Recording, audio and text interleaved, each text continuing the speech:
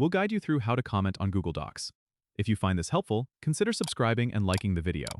First, open your Google Docs document where you want to add a comment. Navigate through the document to the specific section or word you want to comment on. Once you've found the spot, click and drag your mouse to highlight the text, or simply click on the word.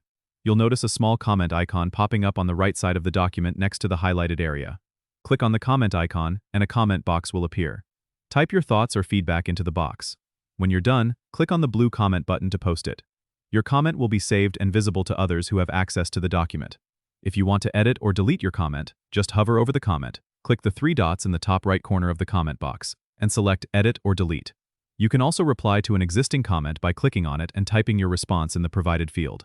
This feature is particularly useful for collaborating on projects, as it allows for clear communication and feedback directly in the document. Remember, only people with comment permissions can add comments, so make sure you've shared the document with the right access level. Don't forget to subscribe and comment if this helped you out.